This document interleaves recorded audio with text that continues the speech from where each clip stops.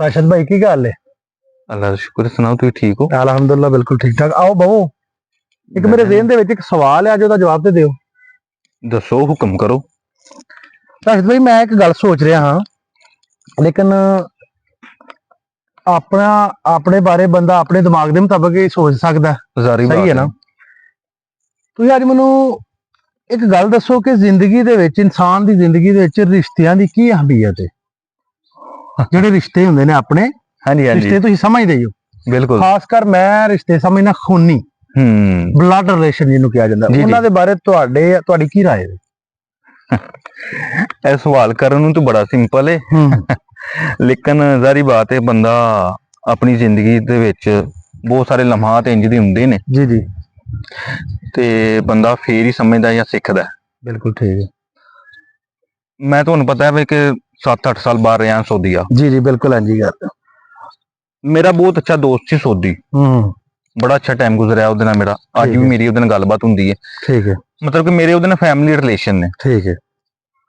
एक दिन मैं बैठे इस तरह ही, जिवें तुहां मेरे को सवाल किया है ना, मैं उन्होंने कहा यार साडा कोई एडा रिश्ता नहीं आहम या ना तू मेरा कोई कफील है। वैसे एक दिन साडी वर्कशॉप में मुलाकात हुई थी, साडी एडी क्लोजनेस हो गई। हालांकि सऊदी जेडे ने वो बंदियां नाल घट वध मतलब कि अजनबियां दे नाल तलक बनांदे ने। सही है, सही, बिल्कुल ठीक है।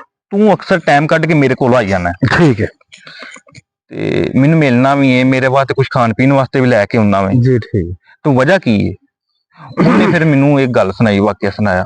उन्हें कहा एक दफा मेरी सिस्टर की शादी सी, अच्छा, मैं तुहानू इनवाइट किया सी, तुसी आए सो। ठीक है, मैं कहा बिल्कुल आए सा। उन्हें कहा तुहानू पता है, तुहानू शायद इस चीज का अंदाजा नहीं होया, उस टाइम मेरे भी मेहमान बहुत सारे सन। होया इंज के चाहदे ना चाहदे होया ना मेहमान ज्यादा हो गए, साडी तवक्का तो ज्यादा हो गए, ते असां ये प्लान किया कि लाहम लाहम मतलब गोश्त नूं आंदे ने। ठीक है, ठीक। वो ना रैपर उत्थे उन्हें बनाया हुंदा है, रोटी नमा चीज बनाई हुंदी ओहदे च दिंदे ने। ठीक है। उन्हें कहा जी अहां ये प्लान किया अपने मैं करीबी अजीज दोस्तां दे नाल रल के कि इंज करने आ कि जेड़े लड़के दी तरफों आए ने ना, ठीक है, उन्हां नूं ओहदे विच लाहम पा के दे दिंदे आ। ठीक है, मतलब कि बकरा, ठीक है, गोश्त। ते जेड़े साडे कबीले दे लोक ने ना, जी जी, जेड़े साडे करीबी ने, ठीक है, उन्हां नूं इंज करने आ असीं कि स्टैप वाइज उन्हां नूं बिल्कुल ही ना रोटी सादा दे देने आ। हाँ ठीक है। ते चलो ये ते घर वाले जी ने ये चीज समझ आंदे। ठीक है, ठीक है। आंदा इंज होया कि तुसी भी उन्हां दे विच ही सो। ठीक है। टाइम खाना खान लगे तो आंदा मेरा एक कजन उठ के आंदा है, जेड़ा मेरा चाचे दा बेटा है, उन्हें कहा मेरे च ते लाहम आया ही नहीं, मेरे च गोश्त ही नहीं आया। कहता बहुत सारे मेरे दोस्त इंज दे हैं जेडे मेरे खून के रिश्ते नहीं सन है, उन्होंने कोई गल नहीं की, चुप करके खा के चले गए ने। आंदा उस तो बाद बड़िया जिया पुछया भी कि यार विच गोश्त नहीं सी है, लेकिन तू अज तक मेरे नाल उस बारे गल ही नहीं कदी कीती है। सही है, सही है। आंदा कि मैनू उस दिन एहसास होया कि रिश्ते जेडे हुंदे ने खून दे नहीं हुंदे, रिश्ते एहसास दे हुंदे।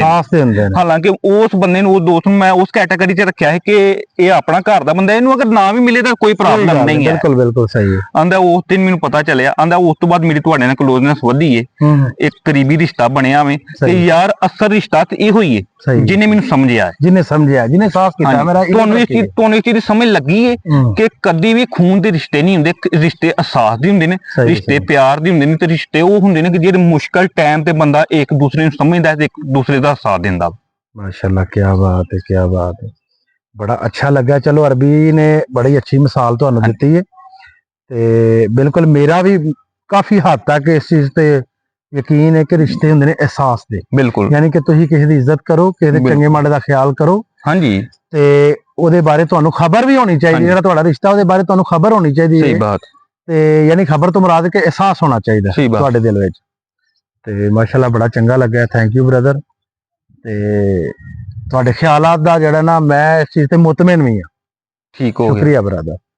ਸਹੀ ਹੈ, ਅਗਰ ਵੀਡੀਓ ਸਾਡੀ ਪਸੰਦ ਆਈ ਹੋਏ ਤੇ ਸਾਰੇ ਭਾਈ ਸਬਸਕ੍ਰਾਈਬ ਵੀ ਕਰੋ ਸਾਡੇ ਚੈਨਲ ਨੂੰ, ਤੇ ਕਮੈਂਟ ਬਾਕਸ ਦੇ ਵਿੱਚ ਦੱਸੋ ਕਿ ਰਾਸ਼ਦ ਭਾਈ ਦੀ ਗੱਲ ਦੇ ਨਾਲ ਤੁਸੀਂ ਕਿੰਨੇ % ਮੁਤਫਿਕ ਹੋ, और आया कि ना गल सही की है। बिल्कुल रिश्ते जिहड़े ने एहसास दे ने कि रिश्ते कोई होर भी कोई वजह होंदी है, कोई होर भी रीजन होंदी है कि जिहदे नाल रिश्ते ही हुंदे ने कि ਤੁਹਾਨੂੰ ਇੱਕ ਦੂਜੇ ਦਾ, ਮੇਰੇ ਅੰਦਾਜ਼ੇ ਦੇ ਮੁਤਾਬਕ ਵੀ ਤੁਹਾਨੂੰ ਇੱਕ ਦੂਜੇ ਦਾ ਅਹਿਸਾਸ ਕਰਨਾ ਚਾਹੀਦਾ ਹੈ। ਜ਼ਰੂਰੀ ਨਹੀਂ ਕਿ ਕੋਈ ਭੈਣ ਭਰਾ ਜਾਂ ਕੋਈ ਖੂਨੀ ਰਿਸ਼ਤਾ ਹੀ ਹੋਏ।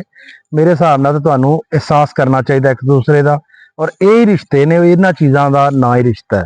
ਸਹੀ ਹੈ। ਵਸਲਾਮ ਬ੍ਰਦਰ, ਸ਼ੁਕਰੀਆ, ਅੱਲਾ ਹਾਫਿਜ਼।